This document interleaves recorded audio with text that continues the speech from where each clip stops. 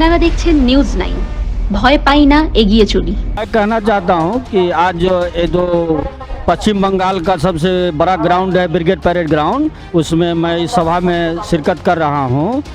आज जो मौजूदा देश की राजनीति है, हमारे देश में जिस तरह से लोगों की समस्या बढ़ रही है, बेरोजगारी बढ़ रही है, गरीबी बढ़ रही है, सभी लोगों को सस्ती शिक्षा नहीं मिल रही है, हेल्थ सुविधा प्रोवाइड नहीं हो रहा है और महंगाई बढ़ रही है। दूसरी तरफ हमारे देश में जो जातिगत राजनीति है, धर्म की राजनीति है और जो डेमोक्रेटिक नॉर्म्स है उसको तोड़ा जा रहा है। तो पश्चिम बंगाल में भी यहाँ जिस तरह से पहले सीपीएम की सरकार थी और उनके रिजिम में जिस तरह से पंचायत में लूट खसोट होता था, रिगिंग होता था, जबरन लोगों को वोट देने से वंचित किया जाता था, कोई भी जन आंदोलन पर जो जिस तरह से पुलिस द्वारा हमला होता था, आज उसी तरह पश्चिम बंगाल में ममता बनर्जी की सरकार में उसी तरह की घटना हो रही है। जबकि ममता बनर्जी यहाँ के किसानों के सवाल पर नंदीग्राम और सिंगूर के आंदोलन से पैदा हुए थे, जन आंदोलन कर रहे थे, लेकिन सत्ता में आते ही वो भी जन आंदोलन को कुचल रहे हैं। और हम लोग आज एसयूसीआई की सभा, जो एसयूसीआई के संस्थापक कॉमरेड शिवदास घोष का जो जन्म शतवार्षिकी है उसमें शिरकत ले रहे हैं। और एसयूसीआई आम जनता के सवालों को लेके, छात्र नौजवानों, इस देश के गरीब किसान मजदूरों को सवाल के लेके सही जनवादी तरीके से आंदोलन कर रही है। हम ये चाहते हैं ये जितनी पार्टियां हैं, राज पार्टियां इस देश में, वो नाम गरीब का लेती हैं, काम पैसे वालों का करती हैं। हम चाहते हैं इस पार्टी से जाने हमने, जब तक गरीब की पार्टी कोई नहीं होगी ना, इतना उनका भला नहीं होगा तब तक। पार्टी से क्या चाहते हैं? पार्टी को मजबूत करेंगे और गरीबों के हक की नीतियाँ लागू करेंगे इस देश में। ये पार्टियों का काम ही तो होता है ना, गरीब को देखना, गरीब को समझना। तो ये तो नहीं हो रहा है आपका? नहीं हो रहा है जी, ये नहीं हो रहा है देश में।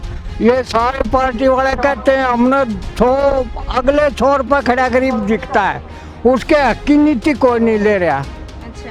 हाँ, तो हम इस करके इस पार्टी को चाहते हैं ये मजबूत हो, और एक दिन इलेक्शन से कुछ नहीं होना, ये भी हमने समझा है। पार्टी वाले खरीद लेते हैं एमएलए बने हुए को और रोल कर लेते हैं, धक्के से डिक्लेयर करवा देते हैं किसी को। ये जो है ना, मजबूत करनी पड़ेगी पार्टी को।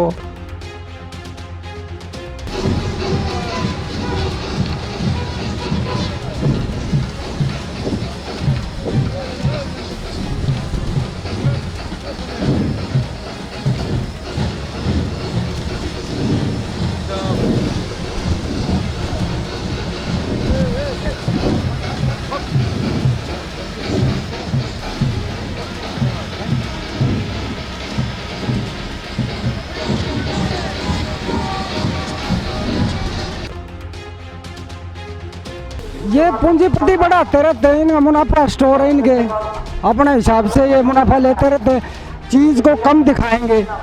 जबकि हमारे देश में चीज़ों की, किसी चीज़ की कोई कमी नहीं है।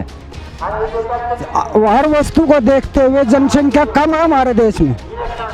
गेहूँ देखोगे जनता कम है, गेहूँ ज़्यादा है। सब्जियां देखोगे ज़्यादा है, जनता कम है। लेकिन पूंजीपति अपने हिसाब से मूल्य तय करता है। বিরোধী জোটের ইন্ডিয়া নামকরণ নিয়ে আগাগোড়াই আক্রমণাত্মক তিনি। এবার আক্রমণের ধার আরও বাড়ালেন প্রধানমন্ত্রী নরেন্দ্র মোদী। বিজেপি বিরোধী জোটকে আক্রমণ করতে গিয়ে টেনে আনলেন ভারত ছাড়ো আন্দোলনের প্রসঙ্গ। তার দাবি, স্বাধীনতা সংগ্রাম চলাকালীন মহাত্মা গান্ধী যেমন ভারত ছাড়ো মন্ত্র বেঁধে দিয়েছিলেন, তেমনি বর্তমানে ভারতবাসী দুর্নীতিগ্রস্ত। পরিবারতন্ত্রকে দেখে ভারত ছাড়ো বলছেন। দেশের 508টি রেল স্টেশনকে নতুনভাবে সাজানোর প্রকল্প শুরু করছে কেন্দ্রীয় সরকার। রবিবার সেই উপলক্ষে বিশেষ অনুষ্ঠানের আয়োজন করা হয়েছিল। ভার্চুয়ালের মাধ্যমে সেখান থেকে প্রকল্পের উদ্বোধন করেন তিনি। আর সেই সরকারি অনুষ্ঠানের মঞ্চ থেকেই বিজেপি বিরোধীদের তীব্র আক্রমণ করেন তিনি। বিরোধী জোট ইন্ডিয়াকে মানুষের মন থেকে ঝেড়ে ফেলতে ভারত ছাড়ো আন্দোলনের প্রসঙ্গ টানেন তিনি। দুরন্ত গতিতে ছুটে চলার সময় আচমকা লাইনচ্যুত। এবার ভয়ঙ্কর ট্রেন দুর্ঘটনা পাকিস্তানে। তাতে এখনো পর্যন্ত কমপক্ষে 15 জনের মৃত্যুর খবর সামনে এসেছে। আহতের সংখ্যা প্রায় 50। দুর্ঘটনাস্থলে ইতিমধ্যেই পৌঁছে গিয়েছে উদ্ধারকারী দল। শুরু হয়েছে উদ্ধার কার্য। আশেপাশে হাসপাতাল, নার্সিংহোমগুলিতে চরম তৎপরতা শুরু হয়েছে। মৃতের সংখ্যা আরও বাড়তে পারে বলে আশঙ্কা করা হয়েছে। রবিবার পাকিস্তানের সিন্ধু প্রদেশের দক্ষিণে নবাবশাহ শহরে এই দুর্ঘটনাটি ঘটেছে। সাহারা রেল স্টেশনের কাছে লাইনচ্যুত হয় হাজরা এক্সপ্রেস। করাচি থেকে রাওয়ালপিন্ডি যাচ্ছিল ট্রেনটি। সেই সময় আচমকায় লাইন থেকে পিছলে যায় চাকা। ট্রেনের 8টি কামরা লাইনচ্যুত হয়েছে বলে জানা গিয়েছে। দুর্ঘটনার পরপরই শুরু হয়ে যায় উদ্ধার কার্য। প্রার্থী যেই হোক, আগামী লোকসভা নির্বাচনে কাদের নেতৃত্বে 42 আসনে বিজেপির লড়াই হবে সেই দল ঘোষণা করলেন দলের রাজ্য সভাপতি সুকান্ত মজুমদার। আসন 42টা হলেও বিজেপির এখন জেলার সংখ্যা দাঁড়ালো 43টা। মুর্শিদাবাদ জেলায় তৈরি হলো নতুন জেলা। অন্য কিছু জেলাতেও এলাকা বদল হয়েছে। আর বিজেপি আগের থেকেই দার্জিলিংকে 2 জেলায় ভাগ করেছে, দার্জিলিং ও শিলিগুড়ি। কলকাতা দক্ষিণ থেকে কিছুটা অংশ বার হয়ে তৈরি হয়েছে যাদবপুর লোকসভা আসনের আলাদা জেলা। সব মিলিয়ে নতুন করে 43 জেলা সভাপতির নাম রবিবার ঘোষণা করলেন সুকান্ত। সেখানেই সবচেয়ে বড় চমক, দলের 2 বারের বিধায়ক তথা এখন বিধানসভায় মুখ্য সচেতক মনোজ টিকা আলিপুরদুয়ারের জেলা সভাপতি হলেন। মনোজ ছাড়াও আরও 5 জন বিধায়ক জেলা সভাপতি হলেন। কলকাতার উত্তরের সভাপতি পদে তমগ্ন ঘোষ থাকলেও দক্ষিণের সংঘমিত্রা চৌধুরীকে সরিয়ে দেওয়া হয়েছে। সেই জায়গায় এসেছে অনুপম ভট্টাচার্য। রাজভবন থেকে সমান্তরাল সরকার চালানোর চেষ্টা চলছে বলে অভিযোগ তুলেছেন খোদ মুখ্যমন্ত্রী মমতা বন্দ্যোপাধ্যায়। এবার রাজ্যপাল সিভি আনন্দ বোসকে তীব্র আক্রমণ করলেন তৃণমূলের রাজ্য সম্পাদক তথা মুখপাত্র কুণাল ঘোষ। রাজ্যপাল বিজেপির দালালি করছেন বলে দাবি করলেন তিনি। রাজ্যপালের বিরুদ্ধে আবারও দুর্নীতির অভিযোগ তুললেন কুণাল। রাজভবনে পিস কন্ট্রোল রুম খোলার পর রাজ্যে পিস ট্রেন চালাতে কেন্দ্রকে আর্জি জানিয়েছেন রাজ্যপাল বোস। দুর্নীতি এবং হিংসা বাংলার 2 শত্রু বলে উল্লেখ করেন। তারপরই রবিবার রাজ্যপালকে আক্রমণ করেন কুণাল। তিনি বলেন, রাজ্যপাল সম্পূর্ণভাবে বিজেপির দালালি করছে, তার বিরুদ্ধে দুর্নীতির অভিযোগ উঠেছে। এবছরের গোড়ায় আমেরিকার শর্ট সেলার ফার্ম হিন্ডেনবার্গের রিপোর্টের পর ভিত নড়ে গিয়েছে ভারতের অন্যতম বৃহৎ বহুজাতিক সংস্থা আদানি গোষ্ঠীর। মূলত নির্মাণ ক্ষেত্রের কাজ করা আদানি গোষ্ঠীর শেয়ারের দর কমছিল হু হু করে। এরপরেই ঋণের বোঝা কমিয়ে ব্যবসায়িক পরিসর বৃদ্ধির পথে হাঁটা শুরু করে আদানি গোষ্ঠীর প্রধান গৌতম আদানি। সেই বদলে যাওয়া নীতিরই অন্যতম পদক্ষেপ হিসেবে আদানিদের অম্বুজা সিমেন্ট কিনে নিল সঙ্গী ইন্ডাস্ট্রির অংশীদারি।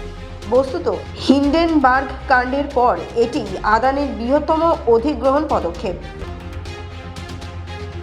বৃষ্টি এবং বন্যা পরিস্থিতির জেরে উত্তরাখণ্ডে এখনো পর্যন্ত 31 জনের মৃত্যু হয়েছে। বৃষ্টির পরিমাণ কমলেও পুরোপুরি থামার লক্ষণ এখনো নেই বলেই জানিয়েছে মৌসুম ভবন। শুধু তাই নয়, নতুন করে রাজ্যের 5 জেলায় বৃষ্টির কমলা সতর্কবার্তা জারি করা হয়েছে। তার মধ্যে রয়েছে দেরাদুনও। বৃষ্টির কারণে বেশ কয়েকটি জায়গায় ধস নেমেছে। সুনীল এবং সিংধরে ধস নামার আতঙ্ক বেড়েছে যোশীমঠেও। কারণে কয়েকদিন আগেই একাধিক জায়গায় ফাটল দেখা গিয়েছিল যোশীমঠে। নিকটবর্তী সুনীল এবং সিংধর এলাকায় ধস নামতেই আতঙ্কের প্রহর গুনছে যোশীমঠের বাসিন্দারা। বর্ষার মৌসুমে এখনো পর্যন্ত রাজ্যে 1000-এরও বেশি বাড়ি আংশিক ক্ষতিগ্রস্ত হয়েছে। 19টি পুরোপুরি ক্ষতিগ্রস্ত এবং 32টি বাড়ি নিশ্চিত হয়ে গিয়েছে।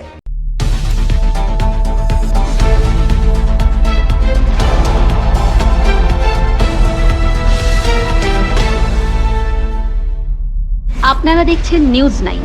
ভয় পাই না, এগিয়ে চলি।